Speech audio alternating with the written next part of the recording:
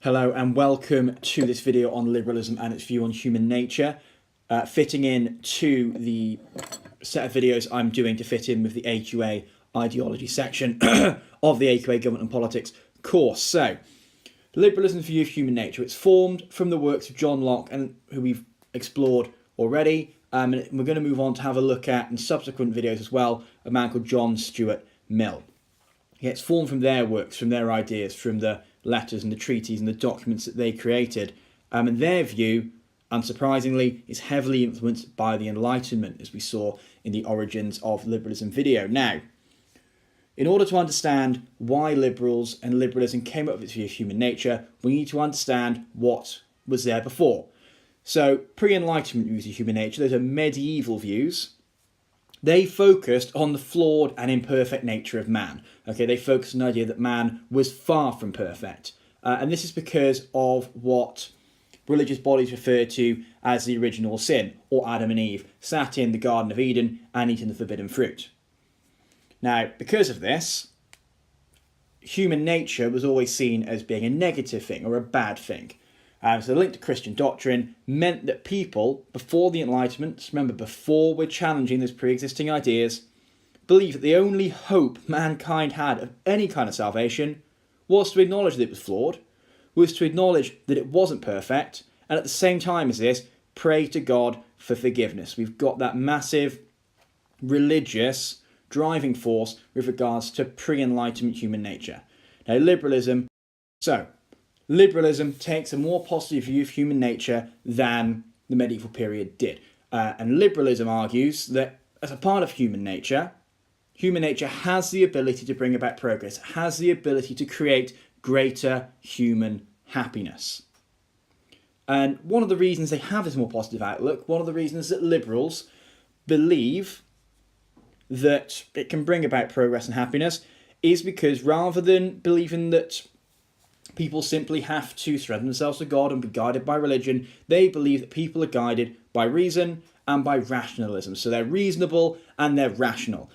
And because of this, they are able to solve any of the problems that they encounter.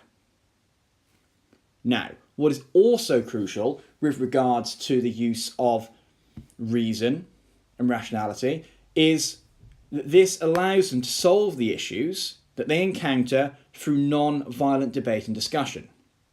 So in essence, they think about it, they talk about it, and they come together for a solution, rather than simply using violence or force, rather than simply going, there's an obstacle in my way, I'm going to remove it via some pretty unpleasant means. Which for liberals is an extremely important part, and that's why there's that positive view of human nature, because humans are capable of reacting to things in a positive manner. Now, liberalism also moves away from the idea of simply accepting your lot in life.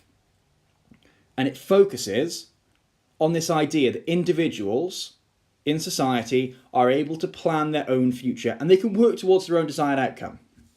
Which again is a massive step away from the previously held beliefs of the medieval period. It's a massive step away from the previously held religious beliefs. The idea that God has a plan for you and you will follow that plan and you will do whatever it is that God dictates to you. Liberals believe that as part of human nature, we are responsible for our own future. Now, again, as part of this, liberals and liberalism sees problems as challenges that an individual can solve easily using well-reasoned and rational discussion. So problems are not insurmountable. Problems are not enormous things that, again, only God's intervention can solve. No, individuals can do it. Okay, ordinary people can solve these problems because they can use rational discussion. Okay, there's also the belief that individuals can achieve their goals. Okay, they can achieve any goal they want if they simply combine the use of reason, remember that key part of human nature, with an adequate level of determination. So if you're reasonable and you're determined, you will solve whatever problem or whatever challenge it is that you encounter. And rationality is seen as being one of the key parts of liberalism's view of human nature. And what this has led to is a belief held by liberals that any form of reasoned discussion will automatically lead to consensus.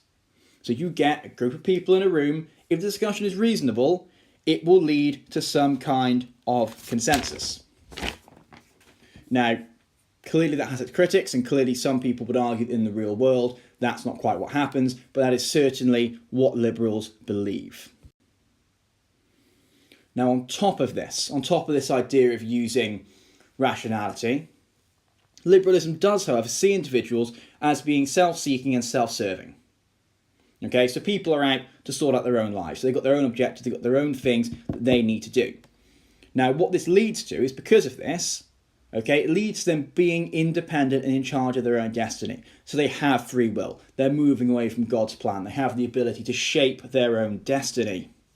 Now, because mankind is seen as being both rational and virtuous in liberalism's view of human nature, remember, liberalism has a very positive view of human nature.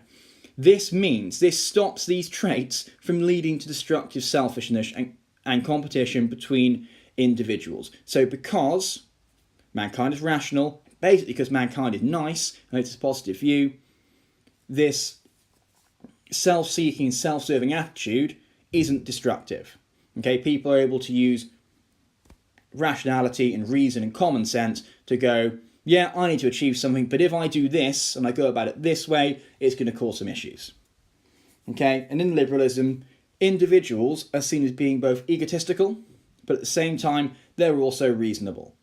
Okay, which leads into what I was just saying, that they are sensitive to the perspectives of other individuals. They understand that their actions have consequences and that they need to interact in a manner that is appropriate and that's not going to cause further issues. Because remember, if liberals or people in liberalism encounter a problem, they're going to try and deal with it through reasoned discussion as opposed to violence. Okay, and for liberals, human nature consists of self-aware individuals living in peace, harmony, and mutual understanding because they are rational and because they are reasonable and because they've moved away from this idea of using violence into using discussion. And just to round off, we need to explore egotistical liberalism quickly. This theory is linked to classical liberalism, and it's the idea that humans are naturally focused on their own interests as well as the pursuit of their own personal happiness.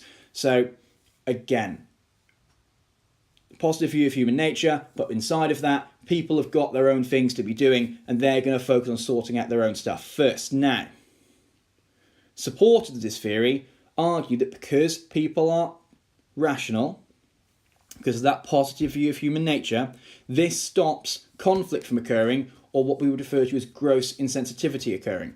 Because again, people understand that their actions have consequences and they are open to the feelings of others.